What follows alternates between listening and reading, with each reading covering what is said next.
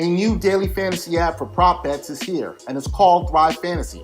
Forget the old school way of DFS. Thrive Fantasy has streamlined the drafting process and eliminated the need to do unnecessary hours of research by using only top-tier athletes.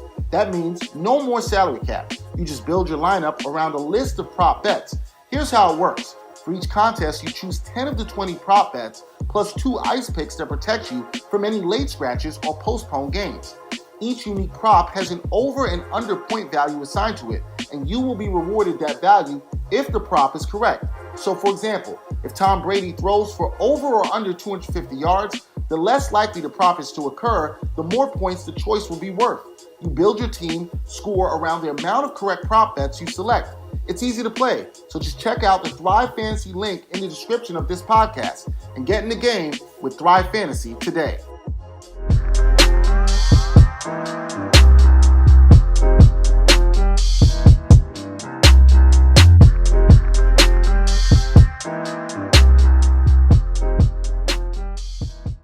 Ain't Hard to Tell, episode 70. Dexter Henry, Brian Fonseca here, and we have our first guest for Women's History Month in the building with us. One of my favorite people. She knows this.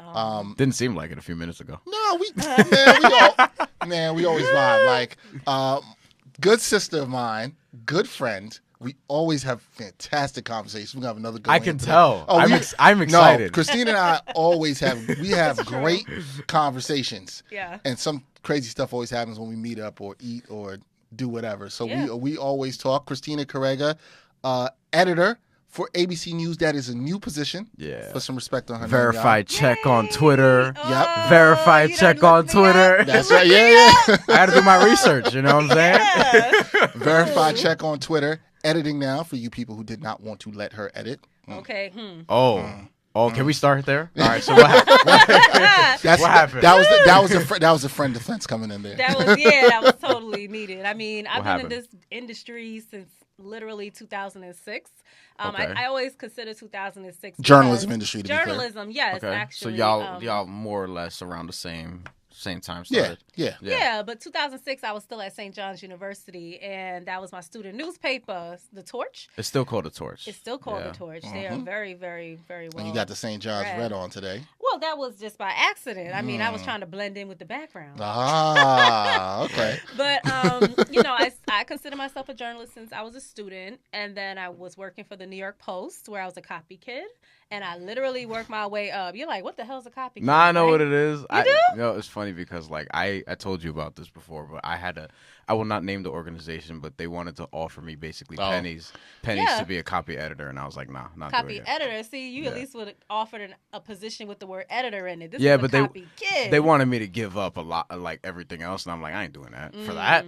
Yeah. Explain for the people who don't know. Explain what you did as a copy. Yes. Make sure that mic is close get enough. a little closer with the mic. So in the newspaper industry back in the day, there used to be kids literally, going around handing out the copies of the paper before it actually gets to the printing press, right? So the New York Post, after all these years, is the only news organization that still employs copy kids. And you have to work your way up to actually be realized that, oh, you're not here just to get my coffee or to give me this piece of paper. You actually want to be a reporter. Like, I went to college for this. Mm-hmm. So after working there for a few months and people actually started to take notice of who I was, I started getting, positions to go to stories out in the field and write stories and whatnot. And then my career took off from there. There you go. Which is crazy because both of us actually worked at the Post at the same time. But did not know each other. No. I don't even understand how we didn't see each other because there was not too many black people there. So it was like, how did we not see each other? You know what? It was probably the times when I was really, really freelancing. I was a permalancer. Permanent freelancer. So was I. Yes, I was a permalancer. Yeah. Right. Permalancer. Is that's that a term that's still used? I call it permalancer. I call it what it is where they're trying to act like you're full-time, but you're not full-time. Right. So I did that for 3.5 years. I mean, I'm kind of like that now. But all right. Permalancer, no benefits, no nothing. Gang. But you gotta make your feet wet. We could talk about that after this. Yes.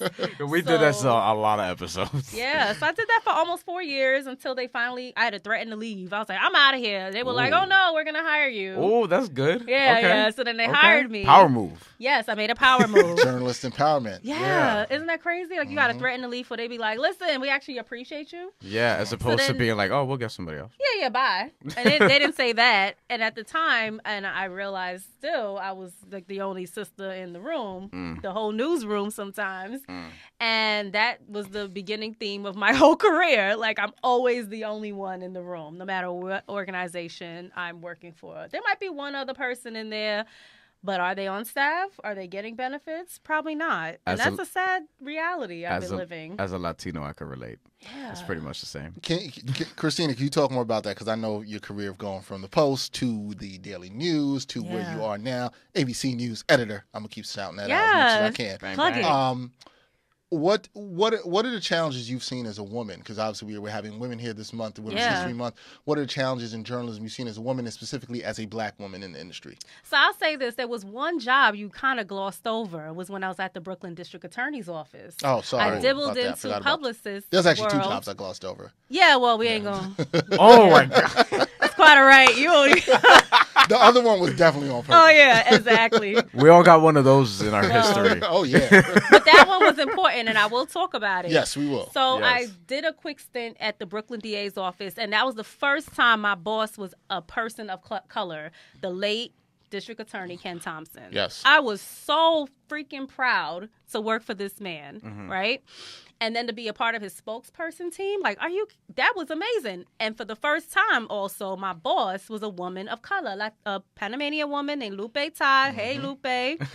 And that was a proud moment for me, too, because she taught me so much about how to be assertive, how to carry yourself. She even, pinpointed certain things you're supposed to have by your desk so that, when you're called into a meeting, you look a certain way. Yeah. She always had, a pair of shoes nearby or blazer around her chair, and I use those tools today, making sure you look a certain way when you're going to be speaking to your boss or a higher authority, because unfortunately, being a woman and then a woman of color in any type of corporate world, you get sized up before you even open your mouth. That's true. No, that's true. That's something like men, even minority men, you don't experience out in the field of journalism, or even sometimes just in the office or the newsroom. Yeah, that's sortain things you didn't experience. So you've made your moves. Went from the Post to the News. Yes. To the sorry, we skipped over the DA's office. I skipped that over, which was definitely very important. And then let's go to the news, because then you had a huge part of your career working in the courts in Brooklyn. Yeah, where we're both from. Also, I forgot to mention the first. She is the first woman guest on this podcast in journalism who's not affiliated with sports directly, although she is a sports fan. She's not affiliated with sports directly, so we want to acknowledge that. Yep. She's also the second person on this podcast after Kimberly Martin, also representing East Flatbush in the building all the time. So, anytime I got East Flatbush people in here, I'm happy. And a fellow West Indian. Although I will say, yes, definitely West Indian Massive could stand up on that one. Yes. But I always represent Canarsie all day long. Yes. You do. You still represent. Of course. All day. Of course you have to. I was coming to the defense of Howard Schultz when all that stuff was going on. You defending him? Yeah. You voting for him if he runs for... No. But he's a Canarsie alumni, so I had to stand up for him a little bit. I understand. Real quick. I understand. We're going to get later in this podcast about people you might want to stand up for or not stand up for. But back to your career. Okay. Which we are standing up for. You had this experience. You were working in the courts. As I know, you were killing it. Everybody knew who you were when you were out in these courts. If I was working for News 12, I saw Christina out in the story, and I'm like, yo, Christina, what's going on? Christina, she would help with some information if needed. Not give me the story, but she look out, Right. So she was killing it in the courts doing that. How was that experience, and how have you now parlayed that into, and I like the word parlay, made the opportunity yourself into getting from there to ABC News? So when the Post hired me full time, it was to specifically cover the courts in Queens. And I'd never had a beat before. And a beat reporter is somebody who's focusing on one particular topic. So for me, before even becoming a real journalist, I thought maybe I'll become a lawyer. And I dabbled with the thought of being a lawyer. So the fact that I was being thrown into the criminal justice system and I'm doing journalism, I'm like, this is the best of both worlds. Now I get to learn so much and be involved and just tell the story that I think people should know how the story gets told. And I'll never forget just trying to get myself recognized within the courthouse, talking to lawyers, talking to judges. And of course, here we go again, being a woman of color, being a woman, and trying to get the attention of people who have law degrees, doctorates, and things like that. You know, you had to really play a part in a certain sense. So people say you got to play a part in order to get people's attention. I was just being myself. I would be myself, and I would just say things off the cuff. Like how we have conversations, and I'm saying whatever I'm saying, as you'll learn. I just say what is on my mind, but to a certain tune. And people saw that as interesting and would be like, you know what? You should go to this courtroom to cover this.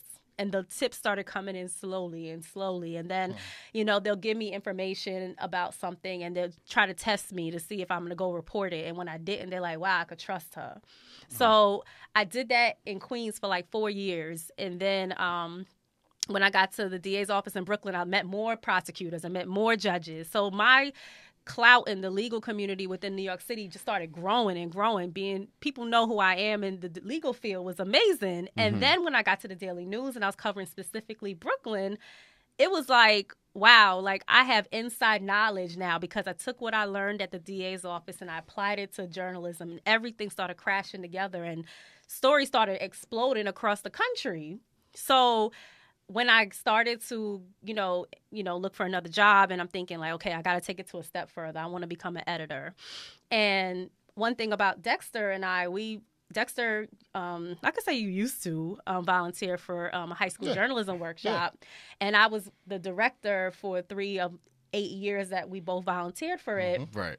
And Dexter's done some speaking engagements, which is great for the kids. And while being there, I learned I want to be an editor, because I'm editing copy for these high school kids and formulating their stories, and they're learning about journalism for the first time. And I was like, I want to take this professionally.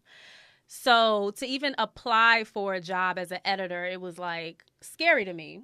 Yeah. Yeah. And, you know, to be a woman of color and knowing how newsrooms are, we're not there. But it's weird because being a part of the National Association of Black Journalists and the local chapter here in New York, you're in a room full of Black women and men and other people of color at meetings, at events, and there's a sea of us. You go to a convention once a year, there's 4,000 of us there. But then you go to a major newsroom, such as the Post, such as the Daily News, and now at ABC, and it's like, oh, wow, okay. Yep. Right? Like, there ain't a lot of me around But I here. will say this. ABC is the first organization that I'm seeing a lot more diversity. Okay. That's good. In other newsrooms that I used to work at. And especially the one we glossed over. That one, it's a damn joke. Oh, my God. Are we going to mention the name or no? No. Yeah, they don't deserve the... That's how I am. If anybody wants to know, they can Google it to see where I was. We just Write the name in the rundown, because I don't think I know what it is. You should know. You know some people that work there. But I know some people that work there. But I will say that oh, got it. The place that we are glossing over, Uh-huh. they're the ones that gave me the shot to be an editor, so I can have that on my resume. And the way this world works, it's about who you know, not what you know, unfortunately, right? Oh, yeah, we talk about that a lot. So I'm learning that now, too. That title was on my resume, and it wasn't even on my LinkedIn yet. I didn't put it on my LinkedIn that I was even working there, that I was an editor or nothing. When was this? Like, what recently? year? Recently, okay. End of last year. Let's end of that. last year. It was real quick. Quick. Wow. Got in there. People knew I was there because of my Twitter account and my Facebook. So it's like a close community of people that know. Okay. And then the beginning of this year, I got a text from somebody I know saying, hey, you'd be perfect for this job. You got the title, put it on your resume, send it to me. The one word. That was it. That one? Yeah. Okay. Yes. Sorry, guys, we can't. Yes. DM me if you have any questions. So, I'm in a room with colleagues in a place where I can't openly say to them, listen, guys, we got to get out of here. This is not the place anybody should be working. It's not, the organization is terrible. Like, I couldn't round up the troops. Honestly, there should have been a revolt in that newsroom. Wow. I felt so alone because I was the only one thinking to be progressive. Interesting. And they know it.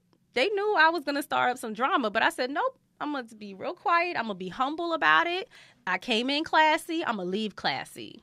And you did. And I left classy. And you left, and you. And it's very interesting because I had the conversation with Christina when she was thinking about making this editing move late last summer or whatever, and how it all unfolded. So it's interesting how things work when you put yourself in the right situations, and also get yourself out of the wrong situations too. Ain't it crazy? Or looking to do that. I've learned how much things will open when you do that. I've learned that a lot. So you're liking what you're doing now. You're editing at ABC. You're getting to work on some important stories. You just wrote about the Stephen Clark situation and what's come down with that.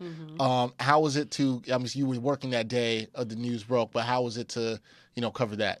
It was great to see that I'm not just doing local news, which local news can become national news real quick. It was local out in LA, so it was definitely going to become something over here.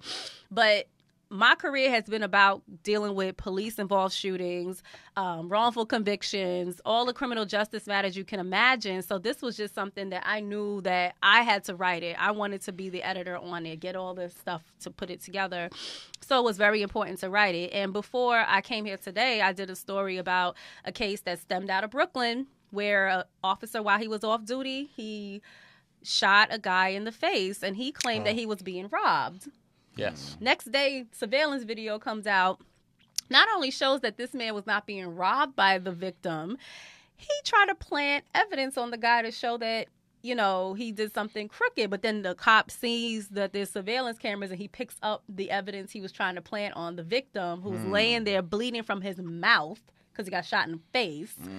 And the NYPD fired the cop. He's no longer an officer. He was a sergeant at the time, has a history of bad, reprimanded several times over the years. Of course. And the district attorney's office has actually impaneled a grand jury, so the cop might be indicted.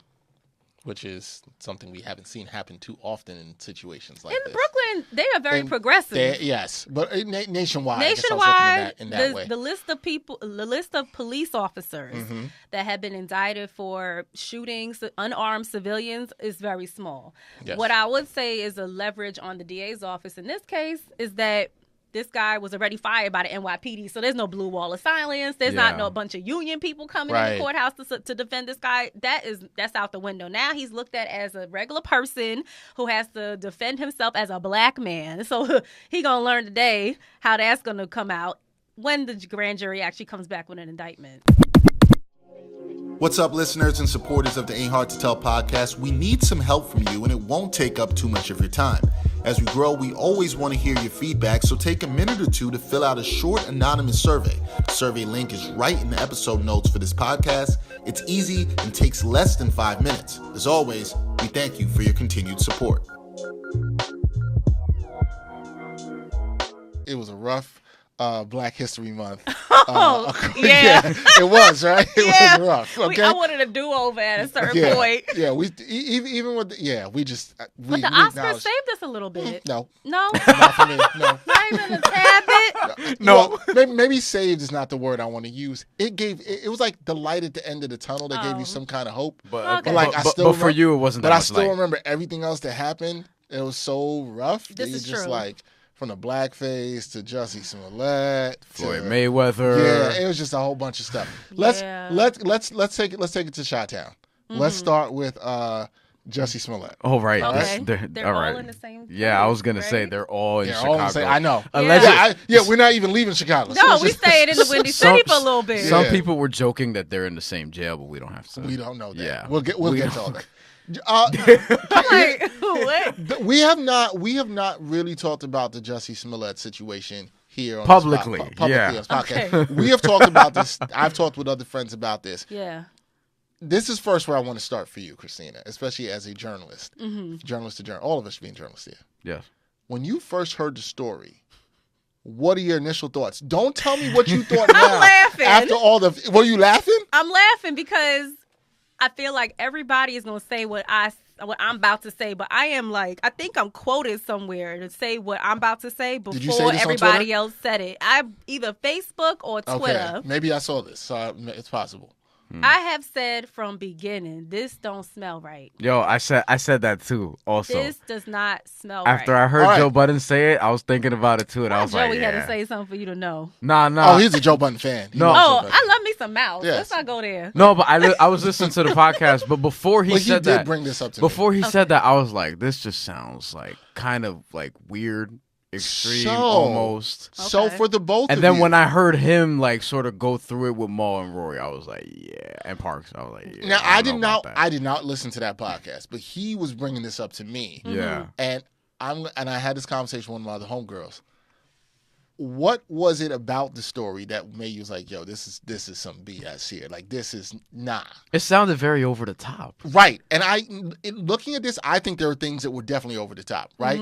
Number one, the noose, okay? The bleach that didn't go anywhere on his face. Because I'm just saying, if I'm trying to bleach somebody, for those who don't know, watch story, Jussie Smollett alleged 2 men wearing MAGA hats tried to bleach him. They didn't pour it on your face. 2 Nigerian men. Well, he right? didn't say that. He said they were white. They were people with MAGA hats. He said they had masks. And people assumed that they were white. Of course. Of course. I mean, right. And, and also, as far as like the things that also sounded weird was the whole, being in a subway at whatever time it was. He was going to Subway. To the subway in the middle of the polar vortex where it was negative 40 degrees outside. So that's the thing. I don't think Jussie Smollett would eat Subway at that time. Well, I don't know what he eats. I was really when I first read the article, I was like, damn, you went for Subway? That's what I'm saying. Maybe that's messed up. But I did think about the polar vortex thing because obviously. But that wasn't my trigger point. That wasn't. Okay, go ahead. What was your trigger point? My trigger point was the fact that he was on the set for was it Empire?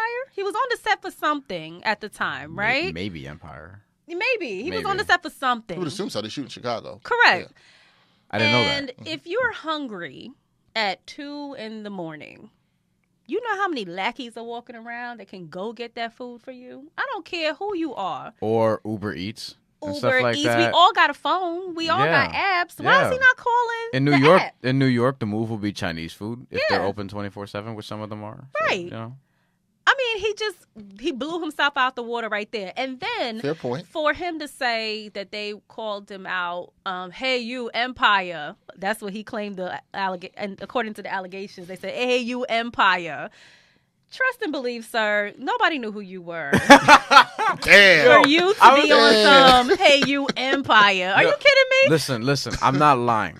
I never heard of him before this. Really? Never heard of him before this. Okay. Right? See? Like but I don't watch Empire and things like that because my suspicions were confirmed by Dexter where I was like, I think that they are playing up stereotypes too much. Oh, absolutely. Yeah. And that was just from trailers and stuff like that. Yes. And I was like, this looks bogus. And then when I asked you all those questions, like, do they do this? Do they do that? Do they do that? You were like, yep. Yeah. So, yeah. Yeah, isn't that sad? So the combination. I mean, you knew the combination fact that he wouldn't. You don't think he would have been going to get this food at 2 a.m, and it was the polar vortex. Let me be clear about something right here. I had to work and it was colder in Chicago, and I had to work out in New York here in the polar vortex. I didn't want to be outside, and it was part of my job to be outside. Okay. And I didn't want to be outside, and this guy's outside, so I agree that was suspect. And here's the other point. Yes. There is actually the whole MAGA hat wearers are one in their own, right? They're their own beast. But there is a small community of the MAGAs who are gay. So if he's claiming that they're shouting out that he's a fag and all these other terms that he said that they said to him, I'm like, wait a minute. You're either going to be MAGA or you're going to be, a racist completely. So, or a bigot, I should say. You can't be a bigot and a MAGA wearer. It made no sense, his allegations. Like, I think he didn't do his research enough to know what words he should have told the police. You know what I mean? Yeah. Yeah. But then the biggest problem with all of it is, and what we were talking about, is like now this ruins everything for everybody. Just in terms of like, I mean, not like those people were gonna, or this is basically what I'm saying.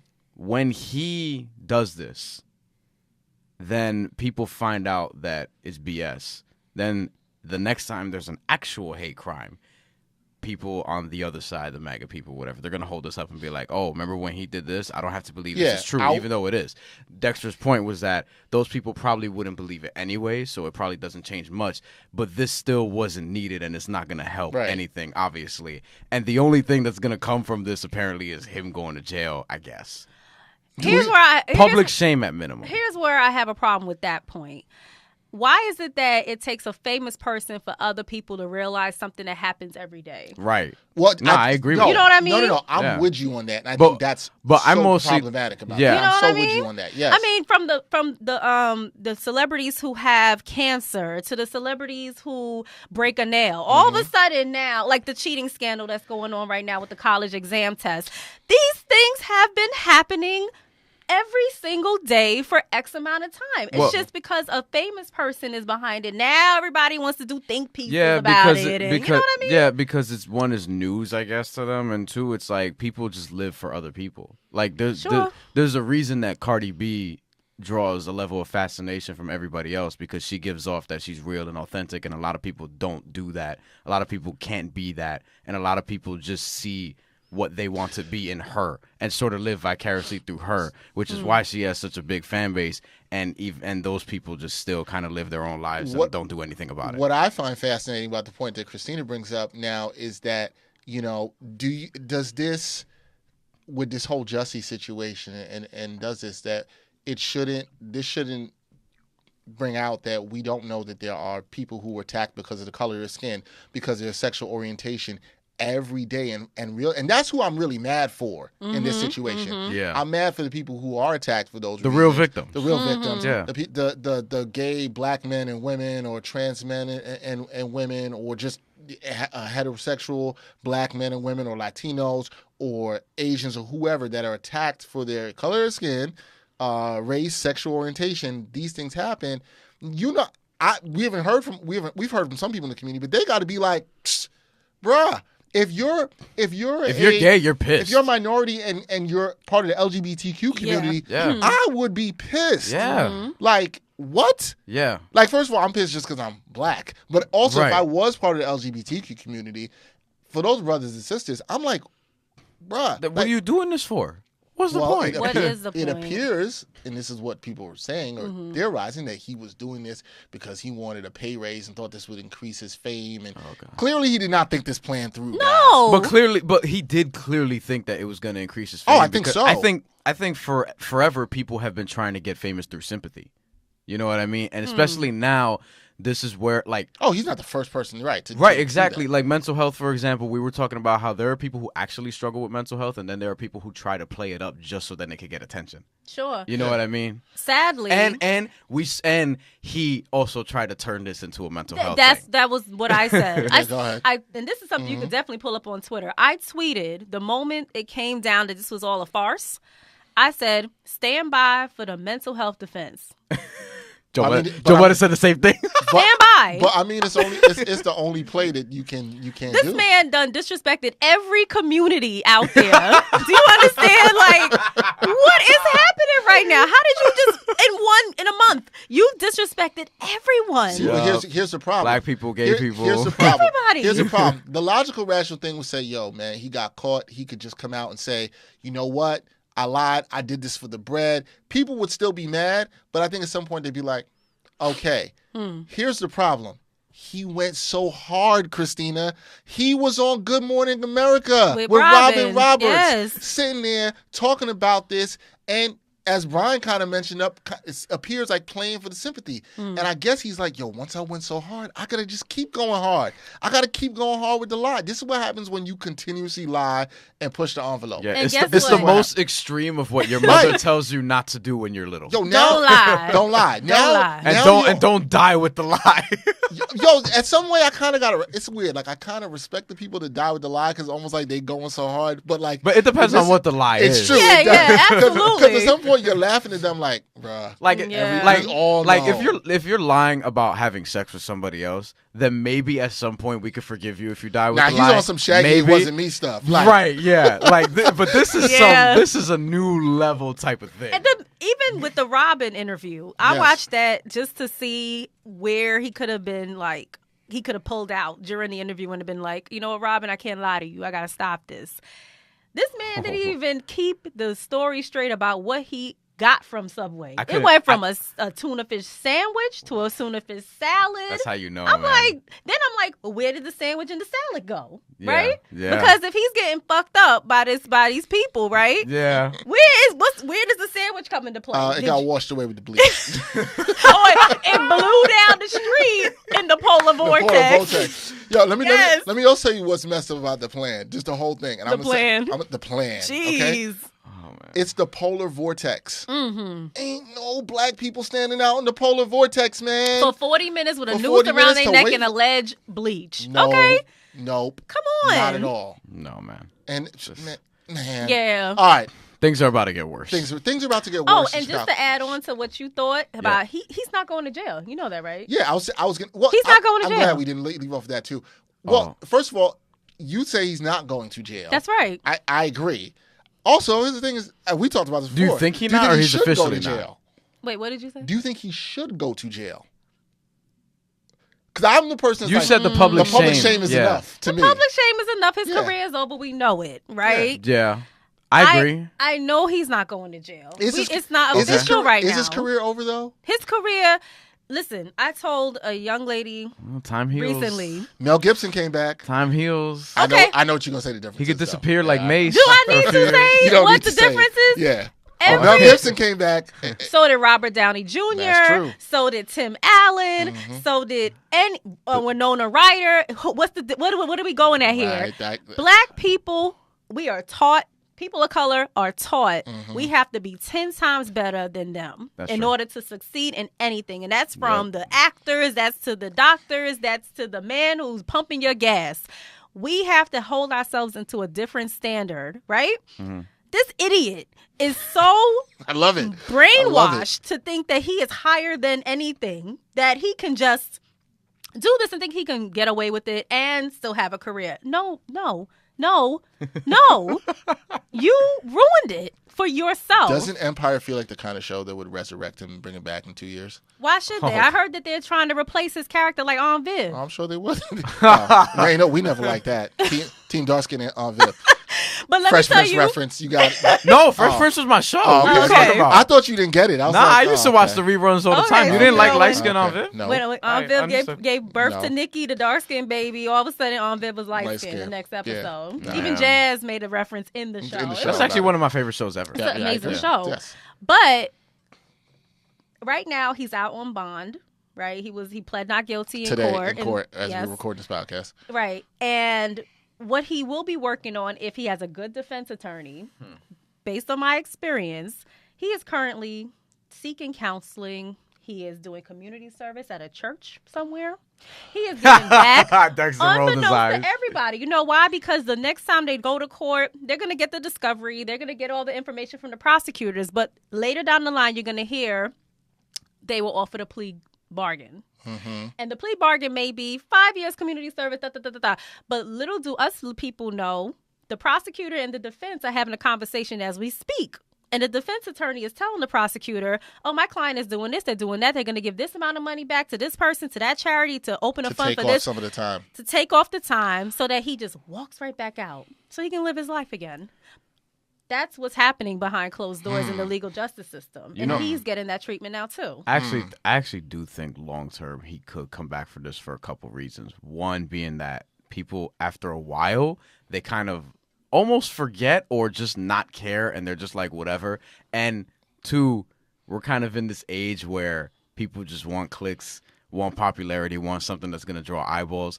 And I could see some whack-ass show trying to get him to be part of it, just so people can probably tune in and end up watching it. It'll probably fail, but I do think that we'll see him at some point, involved in something like that. Where he will not be fighting about how much money he makes on the show because he's going to get whatever he gets. Let me tell you, you tell me when that happens, when Wesley Snipes is actually starring in something again, okay? Look, I hope I'm wrong. I'm just saying. I'm just saying. I don't have. Like she don't believe. Here's the thing, Christina. This is what I'm saying. I just don't have that faith in humanity that they're gonna keep him away forever.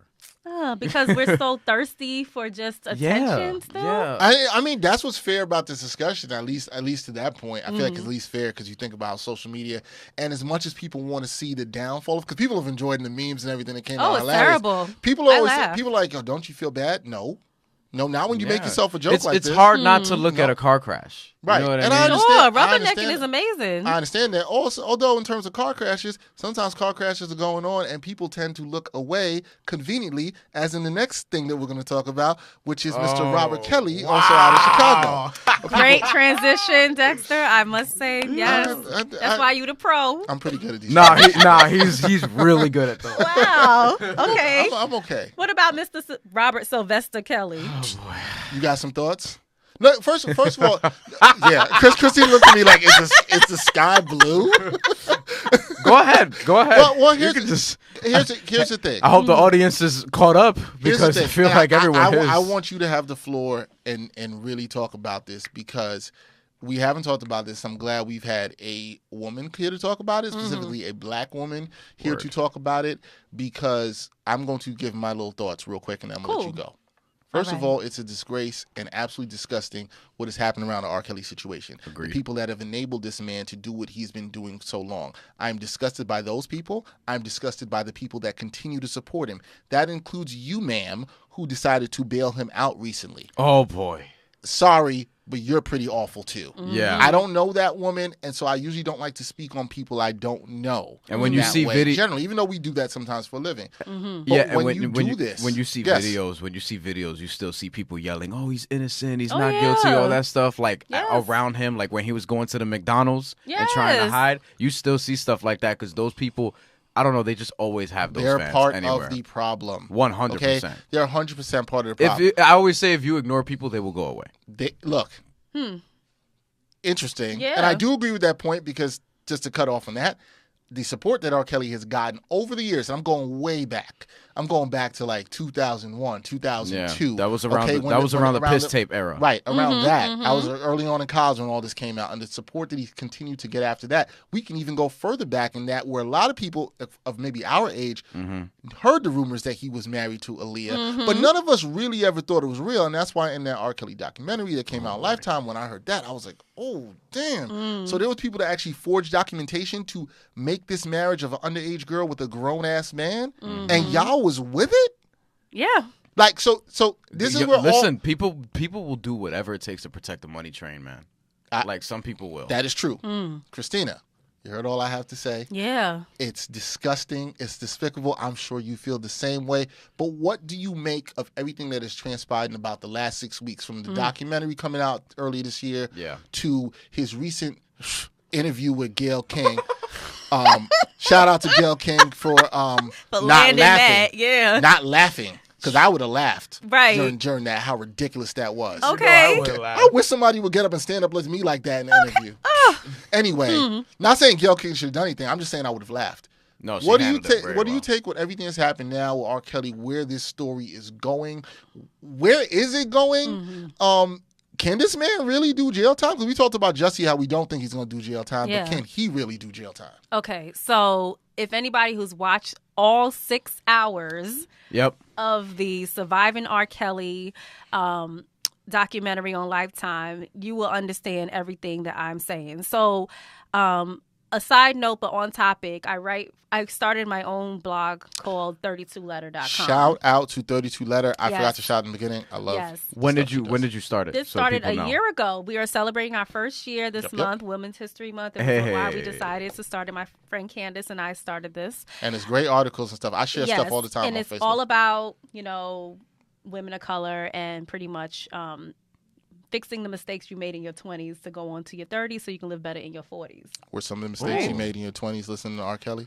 No, that wasn't what I was going to. But I was bringing up 32letter, not only for a plug, but to also say that I wrote a think piece about it after it came out. And the part that was glaring more than anything to me was the very first trial that R. Kelly was a part of. He was arrested, indicted for the sex tape with the young lady who we learned now more than ever it was Sparkle, the artist's niece. Yeah. And Sparkle was in the documentary. She confirmed, and everybody, we all now know that Sparkle's 14-year-old niece was a part of that sex tape that circulated all over the internet when we were. It wasn't even on. How did we watch it? It was a VHS. No, I saw it on the internet. You when saw I it? first saw it. Listen, How? Yo, I remember yeah. when YouTube first started in 2005, it was still there. Okay, for a little so bit. that's I probably saw it what before. happened. I saw it Me before too. I saw it about 2002, 2003. Yeah, I don't. It was like going around. Because I remember seeing it in A literal I tape, wanted to say though. 03 or something. Yeah. like that. Yeah, it was about 2000, 2003. I remember watching it in my college room, and was like, "Yo, that definitely looks like him." Yeah, and it then was- and It then was grainy, Yeah. old footage, but it looked like. But him. it was him. He had the braids going back, and then Yeah. he tried to say it was his brother. And then, All this like, crazy stuff. Then a couple years later, Trapped in the Closet came out, had all those parts, and then Yes. I think that was like that recirculated or something like that back on the internet. It was a weird time because we grew up in an era where we were children. At for me, my elementary school graduation, we're singing "I Believe I Can Fly," along with Michael Jackson's "You Are Not Alone." Ooh.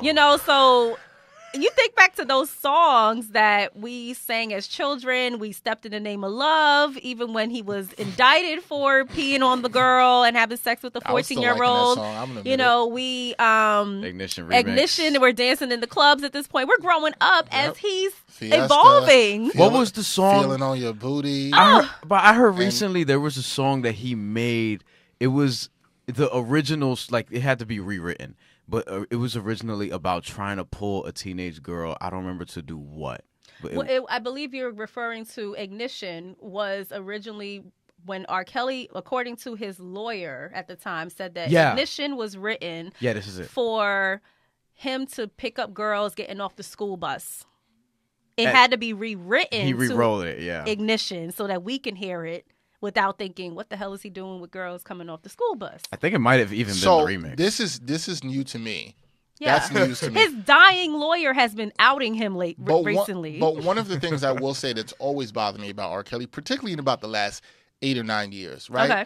That about R. Kelly, and this was kind of brought up in the documentary, was this man was going by the Pied Piper of R&B. Yes. And I never understood why he would chose that and nobody was good with it. Do you know the story of the Pied Piper? We've talked, You yeah. understand the story we of the Pied talked Piper? about that. For those who don't know, the Pied Piper was supposed to lead rats out of a town, and he did, but the town screwed him and didn't pay him the money he was supposed to get for leading these rats out of the town. So he was like, you know what? I'm going to play this flute and lead them out. And I took all the kids out, and they never saw the kids again. Mm-hmm. So literally the Pied Piper, because he got screwed though, took the kids away from their families. And yo, this man has been taking kids away from their families. And that was Yeah. by the way, he used Allegedly. to, this is a term. Allegedly, sorry. Apparently, did people not know what it was before? Because this is a term. People knew, he used they to say ignored it. He said it in all these songs. He said it on He even said it Yeah. on Clubbin' with Marcus Houston and Joe Budden. Oh, He yeah. said it on other people's songs. Yeah. Yes. So he said it, and it's sorry, we cut you Yeah, off. I You know, going on a tangent. This is all relevant to what I'm going to say.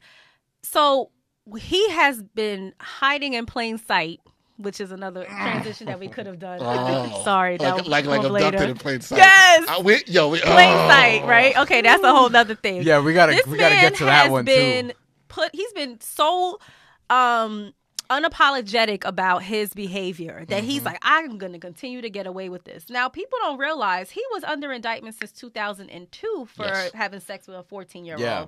The trial didn't happen until 2006. Yeah. You see how the criminal justice system can play?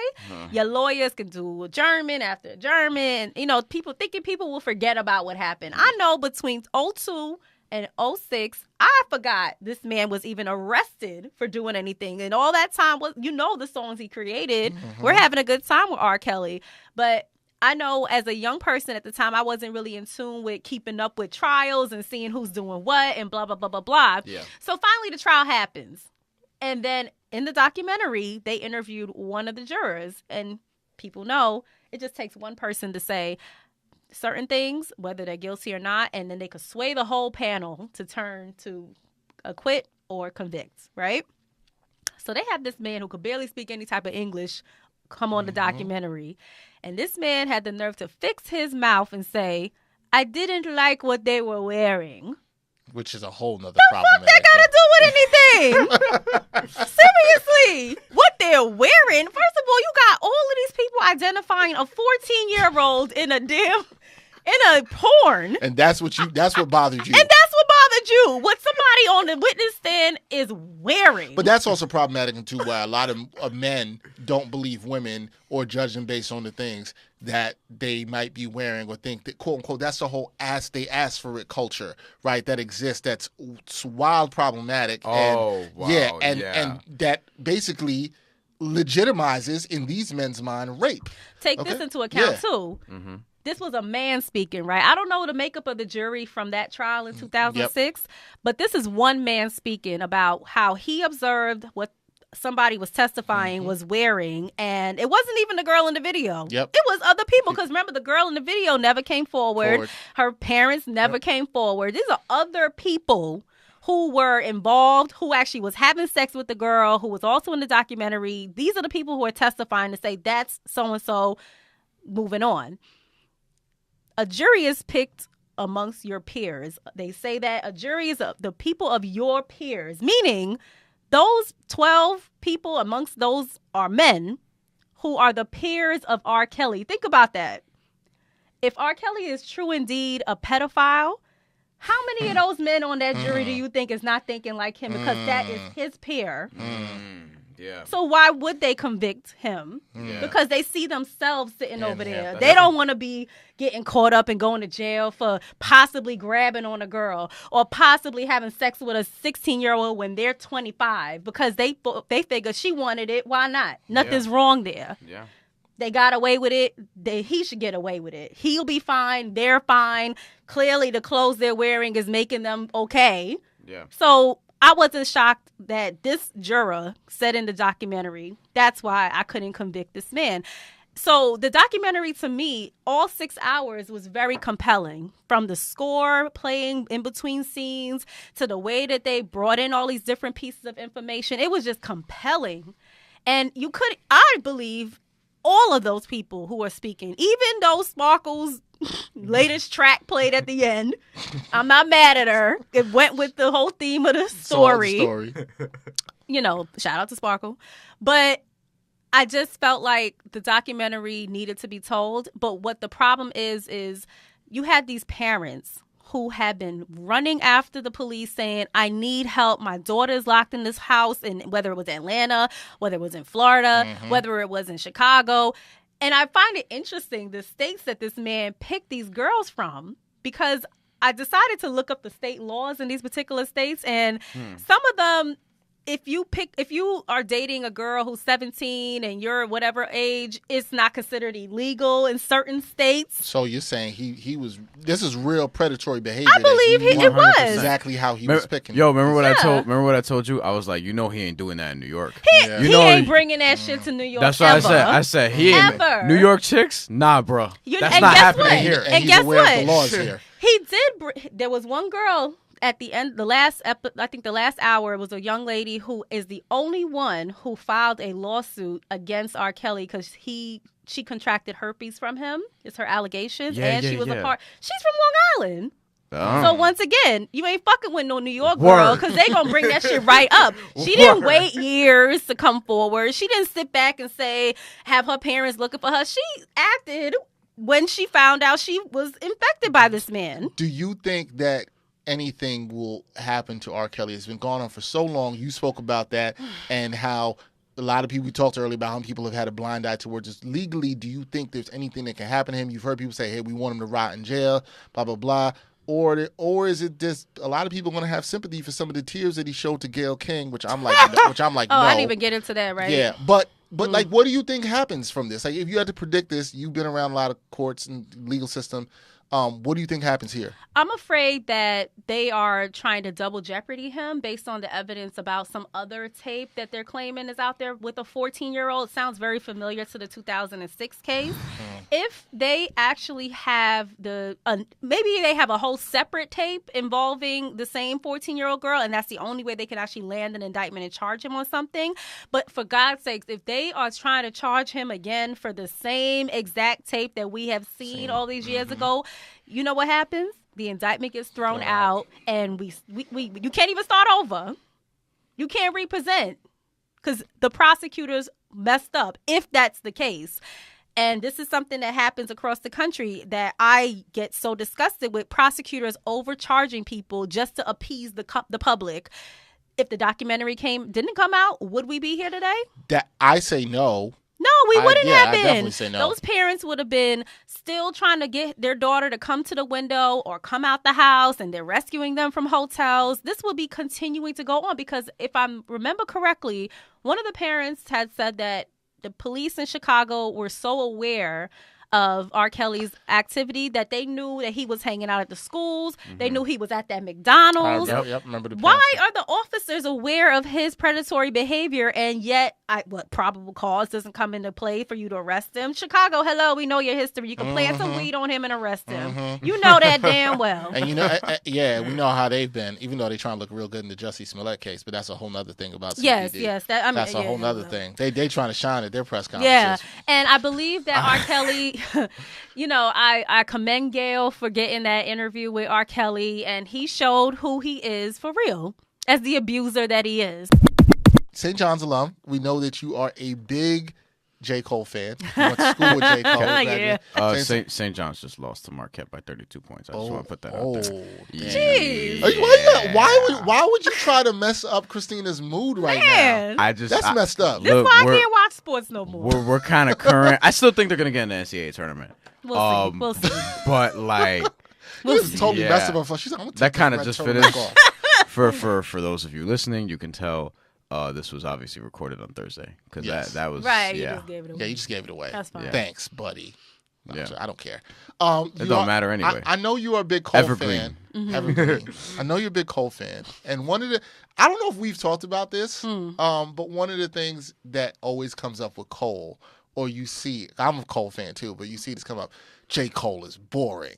Oh. His music isn't good. Okay. As a Cole fan, what's your response to that? Because that's a topic that's always out there in hip hop, that J. Cole is boring. What to that you say what? Look at who he's amongst in the genre right now. You got all these mumblers. You got the singer, rapper guys. They all got, multicolored hair. They're fucking boring.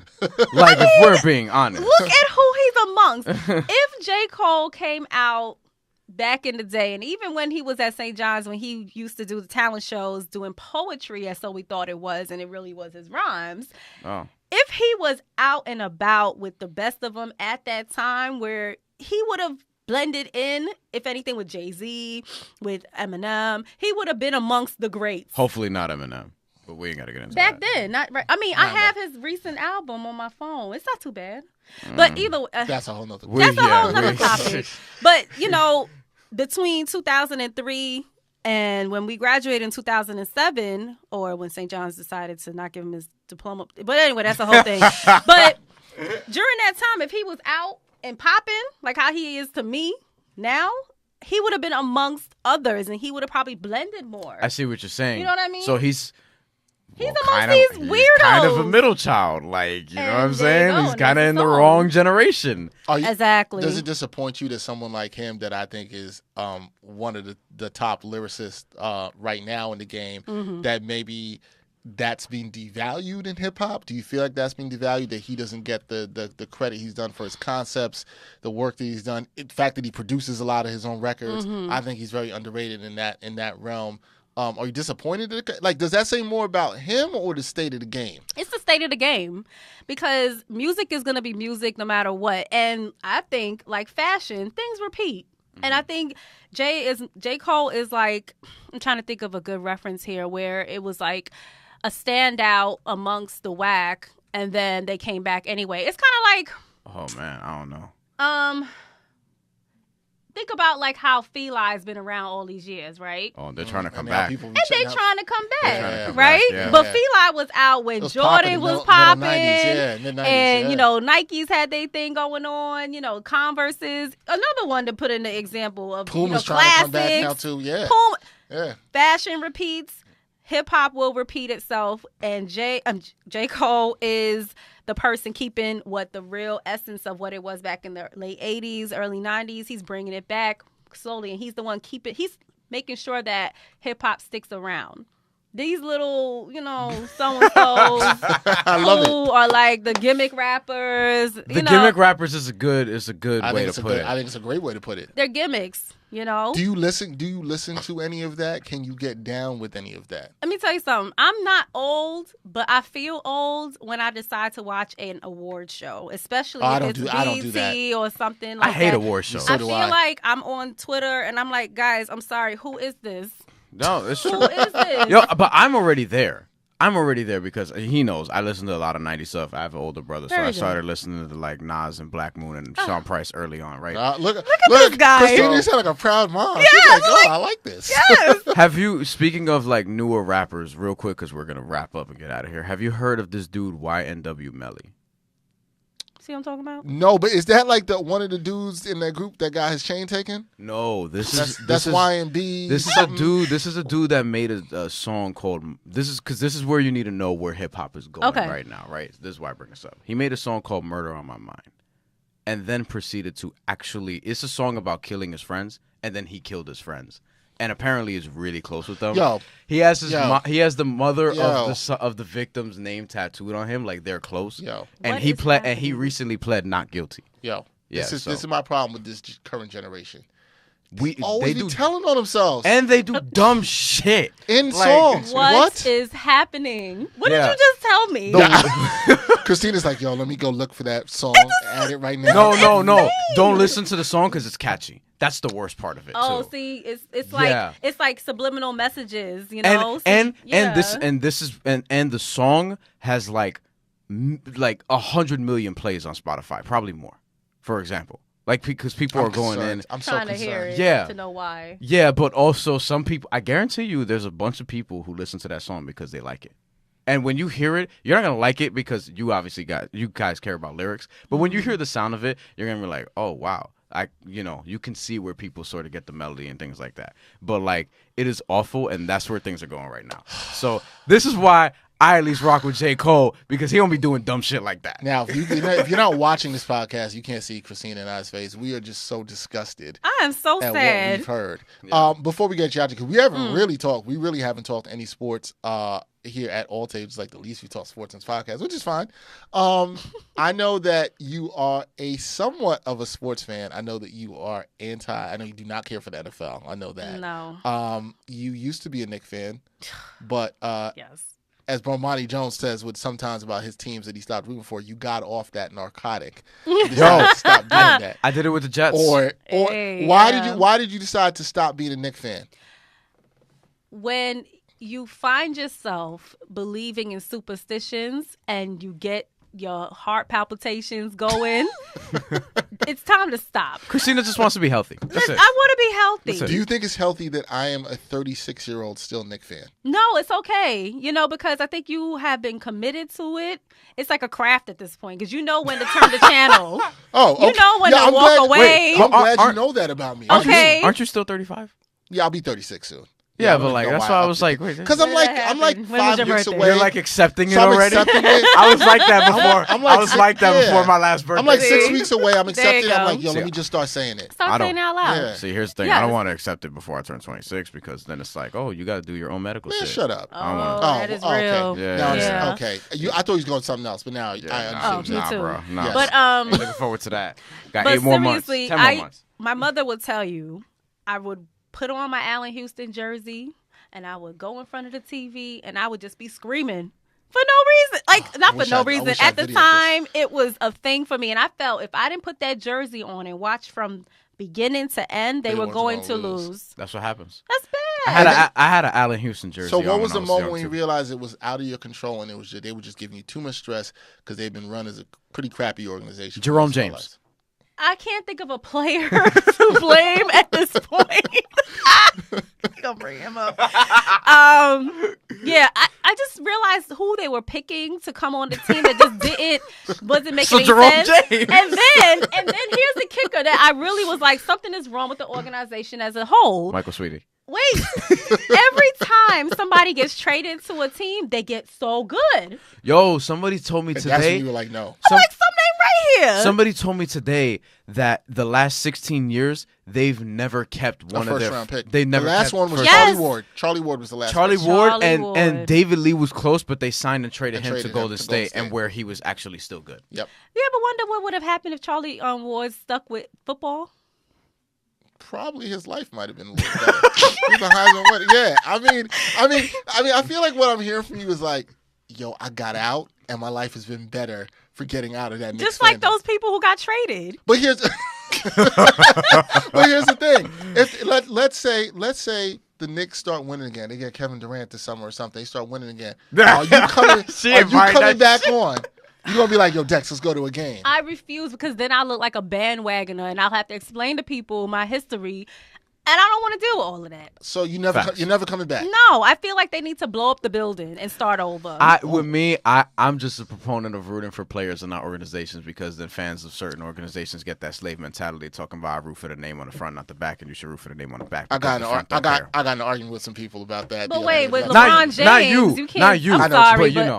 People have a problem when LeBron goes to whatever team. Now all of a sudden you're this particular team's number one fan because of the player. I feel like you have to love the team. I don't think you do. It's a team sport. I don't think you do. I think you should love the team. You should love the team. No. Only if they have good ownership. Then, if not, no.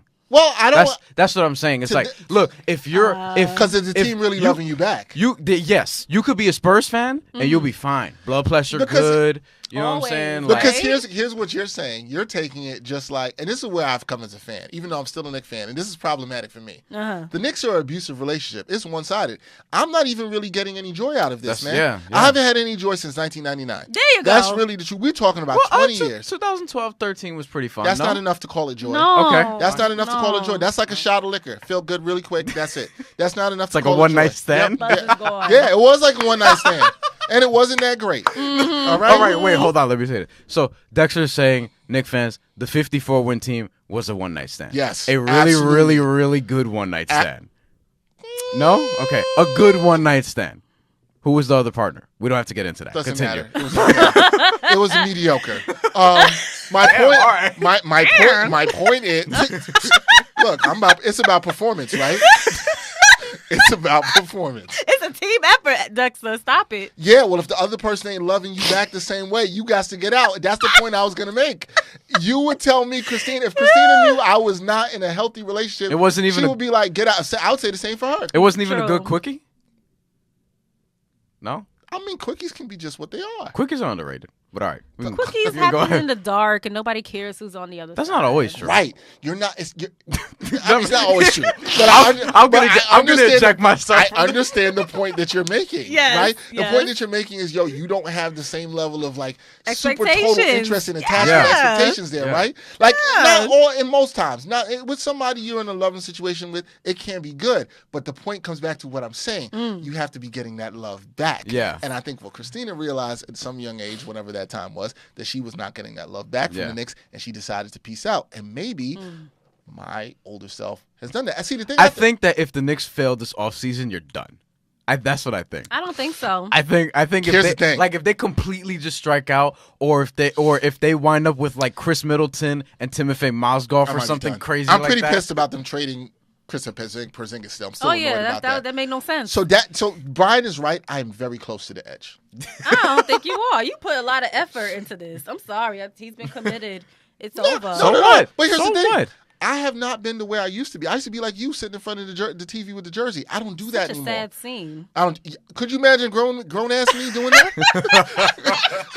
I mean, I was like not with 17. a daughter. And I don't need my child to be seeing that. like I think about that now. Does she need to see her dad like this? Especially when, by the way, especially when your fiance is a Celtic fan. By the way, yes. Whoa. And here's the thing: I bought my daughter a Kristaps Porzingis jersey. Can she wear that anymore? No. There you go. Yeah. Damn. This is why you can't buy jerseys of current players, man. You don't ever buy a Knicks jersey. It's a waste of time. Yeah, that's getting clipped. Now you but today though you can go back and get a Patrick Ewing. You know what I'm saying? You get a throwback jersey. Something. Only throwbacks. That's what I'm saying. Only that gives throwbacks. you some happy memories. Yes. Not current, no. Because current is too risky now. Because especially now, transaction, everybody gets moved. Nobody stays on the same team for a long time. But Christina's not coming back. She said I'm not coming back to professional sports ever. I will stick to my NCAA. I will stick to my high school sports. And that's it. people who actually play because they love the game. Do they? But we talked about this off air. They need to be paying those kids in college. That's a whole nother thing. Right. We have to get into that. Got those student loans. Next episode. We have to get into that next time we have you up got here. to wrap. We do have to wrap. Number 70. Number 70. You ready for this? Yes. Dennis Rodman. We're going with Dennis Rodman. Perfect. And the next time... We're not even going to all the offensive linemen? No. All right, fine. In honor of Dennis Rodman, next time Christina comes up here, she will have her hair in multicolored dyes. Dennis, for those of you that don't know, Dennis Rodman wore 70 in his last season in the NBA with the Dallas Mavericks, where he averaged 2 points and 14 rebounds in 12 games. We like that. Christina, you're not doing that. We don't like the other stuff Dennis Rodman does. No, he's a feminist. What? Huh? He's a feminist. Oh, okay. Is he really? He's in tune with his female side. Yeah, but y'all have to watch that movie. First of all, you talked about this before this podcast. I don't mind. About some Dennis Rodman that's movie. cool. Yes. That's cool. I'm just talking about the 45 and Kim Jong-un and all that stuff. That's him now. You know, we talk about what he had on his jersey. We're talking about when he was wearing number 70. That's what we're honoring. Yeah, not the person. Was that pre or post Carmen Electra? Oh shoot! That was maybe post, I believe. Was Carmen Electra? Yo, because you know that how was people the 90s. Post. Was Carmen Electra as hot as people thought? I don't remember. I gotta see. She was cute. Because I remember NFL 2K5, they had like a. Hold on. Let me get this off. They had a celebrity thing, like you would get to play the football teams run by like people like Funkmaster Flex and Carmen Electra and Steve-O and other people. Like they were the celebrities in the game. Okay. And I remember they had a picture of her, and I was like, she ain't all that. So let me see this. She was cute back in the day because wasn't she on Singled Out or was that Jenny McCarthy? I believe that was Jenny McCarthy. But all these pictures, she has makeup on. Like you're not gonna not see her without makeup. But that's the thing. What did you expect? But I need to see all natural, so you're then I not can make getting it. that. All right, fine. Good luck. Then it's not happening. Yeah, good luck. All right, a long time. It is the Dennis Rodman episode. Christina, thank you for coming on. That is Christina Carrega, editor of ABC. And shame on y'all for not giving her the opportunity, not ABC, other people before. No, we love ABC or not doing for their that. job right. Yes, editor of ABC. Anything good new you working on that we can let the people know to look out for? I mean, just tune in to the website. You know, get those clicks going. abcnews.go.com. abcnews.go.com. And you can follow her on Twitter at C Carrega. No, Chris Carrega. Chris Carrega. Sorry, I messed up your Twitter. Shout out to Disney. Although, shout out to my homie here who like literally was not following me on my main account until like the other day. I swore I was following him. Yeah. How'd that happen? I be liking his stuff, I retweeting know. his stuff. That's why I was like, we must be following each other. He likes the stuff. And I became old in a You know what's quick funny? second. I'm not going to put this friend out here on blast. There's another friend who I was talking to today who does not follow me back either, but I will have to let her know about that. I got a couple of... I've had friends that have unfollowed me. But we're not friends no more. I think it's the same thing. I think she assumes it because she's responsible. We interact on there. That's what But I'm I just think what? she doesn't realize... It's not... I'm not feeling kind of way. We corrected it. Yes. We talk in real life. That's what matters. Exactly. Don't matter. That's true. Okay. We didn't even get into the thing that happened to us last time we had dinner, but we'll have to get to that the next time about people being rude. But we will get to that next time. Thank you for joining us. We are happy for all your success. Yay. Stay stress-free and away from the Knicks. Yeah. And you'll have more to say on these things that are happening in Chicago. Yes. Around these crazy men. And the idiots that support them. Yeah. Y'all are idiots. Shout out to Cook County. All right, that's it for episode 70 of the Ain't Hard to Tell podcast for Brian Fonseca and Christina Carrega. I'm Dexter Henry. Peace, y'all. Yeah.